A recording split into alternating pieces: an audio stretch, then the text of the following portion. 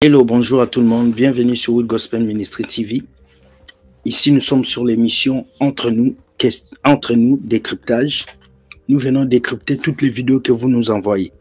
Que ça vienne d'Afrique ou de partout, nous sommes prêts à décrypter et à vous donner des explications sur ces vidéos. Pour commencer, je vous dis générique.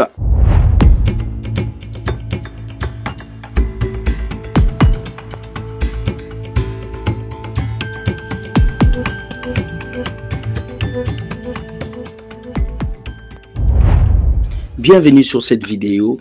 Nous allons parler aujourd'hui de deux vidéos qui sont essentielles pour vous les enfants de Dieu et pour tous ceux qui nous regardent.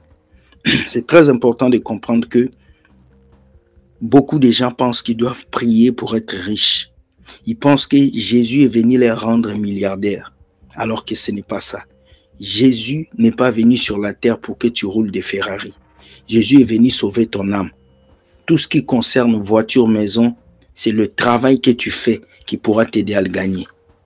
Alors, nous allons écouter notre première vidéo. Et j'ose croire que ça va vous faire réfléchir totalement. Écoutons la vidéo. Vous n'avez pas besoin d'avoir Jésus pour devenir riche.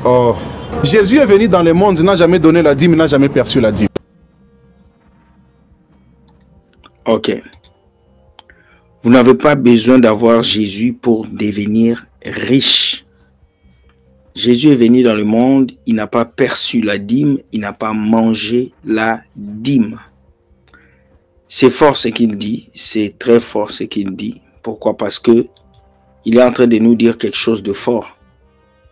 Vous n'avez pas besoin de Jésus pour être riche. Là, j'entends les pasteurs qui vont venir vous dire c'est faux. Un enfant de Dieu doit être riche.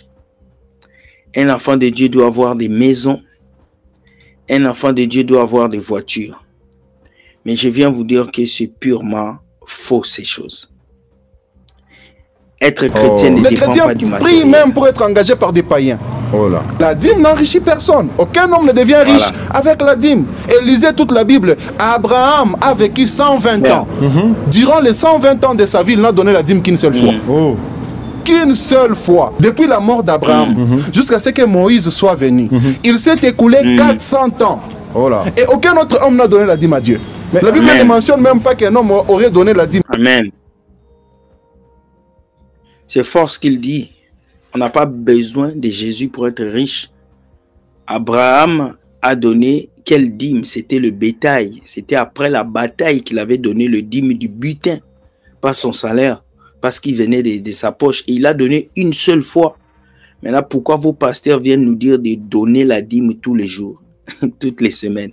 Ce sont des voleurs. Je sais qu'ils ne vont pas aimer ça, mais moi, pour moi, cette histoire de la dîme ne passe pas avec moi. Vous n'avez pas besoin d'avoir Jésus pour devenir riche. Jésus est venu dans le monde, il n'a jamais donné la dîme, il n'a jamais perçu la dîme. Les chrétiens prient même pour être engagés par des païens. La dîme n'enrichit personne. La dîme n'enrichit personne. Et c'est vrai. Regardez, vous payez la dîme depuis des années. Dites-moi quel chrétien est devenu milliardaire dans les églises là. Vos églises ne font pas de vous des milliardaires. Aucune église, surtout en Afrique, fait faire d'un chrétien milliardaire. Ce n'est que les pasteurs qui deviennent milliardaires. Un homme devient riche avec la dîme. Et lisez toute la Bible. Abraham a vécu 120 ans. Durant les 120 ans de sa vie, il n'a donné la dîme qu'une seule fois. Qu'une seule fois, depuis la mort d'Abraham, jusqu'à ce que Moïse soit venu. Il s'est écoulé 400 ans. Et aucun autre homme n'a donné la dîme à Dieu. Mes amis, pendant 400 ans, aucun autre humain a donné la dîme. 400 ans, expliquez-moi. Donc pendant ces 400 ans où on n'a pas donné la dîme, les gens étaient pauvres. Les gens ne mangeaient pas. La Bible ne mentionne même pas qu'un homme aurait donné la dîme à Dieu. Jacob, on ne voit même pas à quel moment il donne la dîme à Dieu. Est-ce que la dîme peut enrichir quelqu'un? Oui. Alex, Jésus est venu dans le monde, il n'a jamais donné la dîme, il n'a jamais perçu la dîme. Mais lui, c'est Dangote, qui est l'homme le plus friqué en Afrique, ne donne pas la dîme. Il est musulman. Voilà. Dangote est musulman, mais il est le premier milliardaire au monde, en Afrique. Il ne donne pas des dîmes. Maintenant, vous venez faire croire aux chrétiens, si tu ne donnes pas la dîme, tu vas mourir pauvre. Mais c'est des bêtises. L'argent qu'on a n'a rien à voir avec ce qu'on donne à l'église. Tu peux donner tant d'enveloppes à l'église. Si tu n'as pas l'esprit d'entrepreneuriat, tu vas échouer. Tu vivras sur un seul salaire. Donc la dîme n'enrichit pas. Jésus n'est pas venu sur la terre pour faire de toi un milliardaire. Ça peut vous choquer. Je sais que ça vous choque. Ce message, une fois, on me l'avait dit. Parce que moi, j'étais ce genre de chrétien qui pensait que Jésus doit me rendre milliardaire. Je priais, rien ne s'est passé. Et quand un pasteur m'a révélé cette histoire que je n'avais pas besoin de Jésus pour devenir riche, ma tête a tourné. Et j'ai compris que j'avais besoin d'intelligence, de travailler, d'investir. Ce n'est pas une question de Jésus, c'est une question d'investissement. Vous n'avez pas besoin d'avoir Jésus pour devenir riche. Oh. Mais oui, tous les gens qui sont riches dans ce monde n'ont pas Jésus. Nous travaillons pour les Chinois.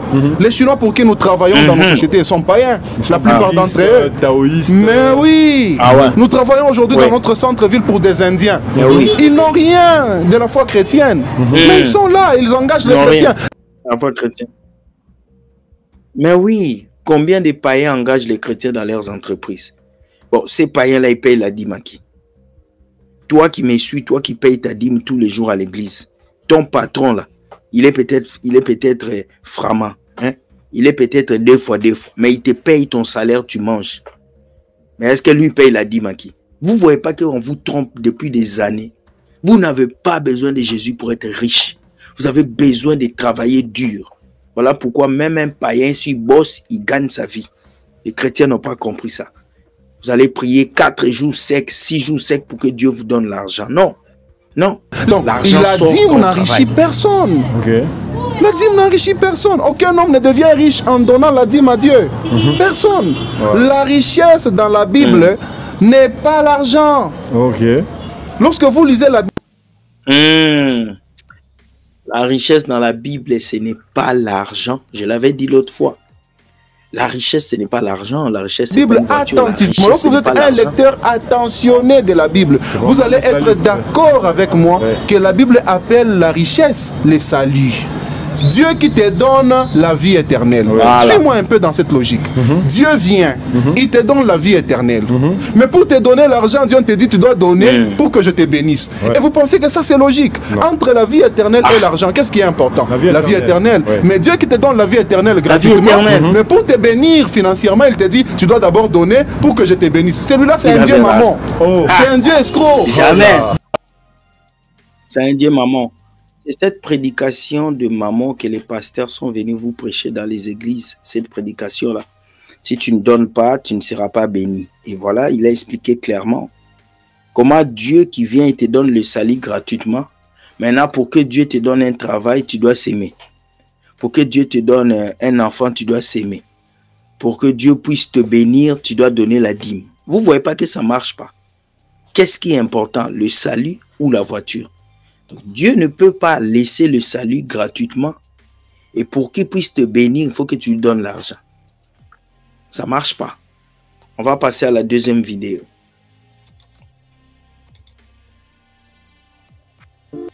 L'Esprit de Dieu n'est pas... L'Esprit de Dieu n'est pas à l'extérieur de toi. Quand tu pries, tu n'as pas besoin de dire « Saint-Esprit, viens ». Il est déjà là. Celui qui a reçu, Christ comme son Seigneur et Sauveur. Il a fait de vous, écoute bien, une nouvelle créature. Les choses anciennes sont passées. Vous êtes nés d'eau et d'esprit. Le Saint-Esprit n'est plus extérieur. Dans l'Ancien Testament, les hommes de Dieu, les prophètes, devaient dire à Dieu, viens, interviens, viens dans nos vies. C'était extérieur. Et parfois, l'Esprit de Dieu descendait sur eux. Et ils chantaient comme David. Mais parfois, l'Esprit de Dieu n'était pas là. Mais voici ce que Jésus dit. Il est préférable pour vous que je m'en aille, car le Consolateur, le Paraclet, l'Esprit, viendra sur vous, viendra en vous. En vous. Mes amis, à l'intérieur, il est déjà là. Tu n'as pas besoin de dire Saint-Esprit où tu es. À l'intérieur de toi. Mets-toi en position. L'Esprit de Dieu n'est pas à l'extérieur. C'est fort. C'est fort. L'Esprit de Dieu n'est pas... L'Esprit de Dieu n'est pas à l'extérieur de toi. Quand tu pries, tu n'as pas besoin de dire Saint-Esprit, viens. Il est déjà là. Voilà. L'Esprit de Dieu n'est pas à l'extérieur de toi. L'Esprit de Dieu est à l'intérieur de toi. Il y a la différence entre le Saint-Esprit sur toi et le Saint-Esprit en toi. Aux temps anciens, le Saint-Esprit était sur eux. Mais à notre temps, le Saint-Esprit est en nous. Voici la différence aujourd'hui. Alors, un vrai chrétien qui a le Saint-Esprit en lui ne peut pas invoquer le Saint-Esprit parce que le Saint-Esprit est déjà en toi. Vraiment, c'est vraiment exceptionnel ce que ce monsieur est en train d'expliquer, ce pasteur, parce que beaucoup de chrétiens sont sortis hors des doctrines de Dieu. Ils invoquent le feu de Dieu, ils lancent les feux sur les gens, ils invoquent le sang de Jésus, je bois le sang de Jésus, je bois. Ils font beaucoup de choses qui ne sont pas bibliques. Et ce sont ces doctrines-là qu'on doit casser aujourd'hui. Et voilà ce que ce pasteur dit. Tu n'invoques pas le Saint-Esprit, il est en toi. Tu lui dis de grandir, tu lui dis d'avancer.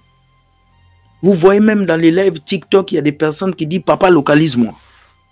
Papa, localise-moi. » Comment tu peux dire à Dieu de te localiser alors que tu as Jésus, alors que tu vis dans sa volonté? Ça veut dire que tu es ignorant de qui tu es.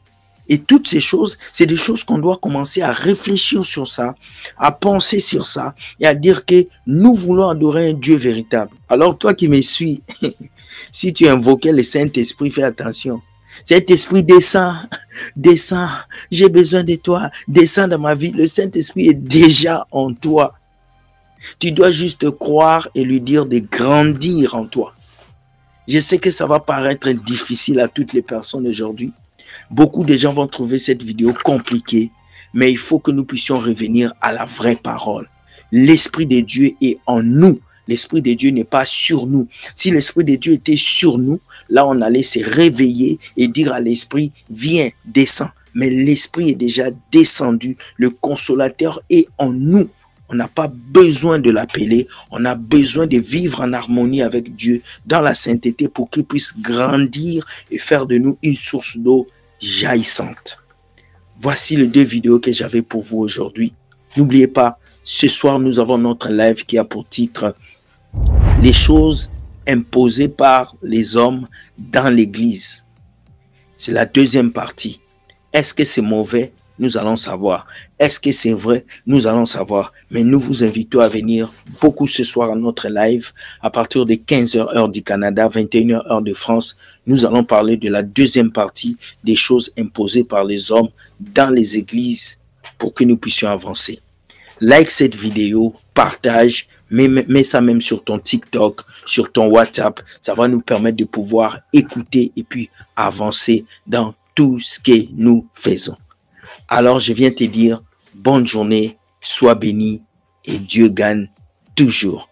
Bye bye et ciao.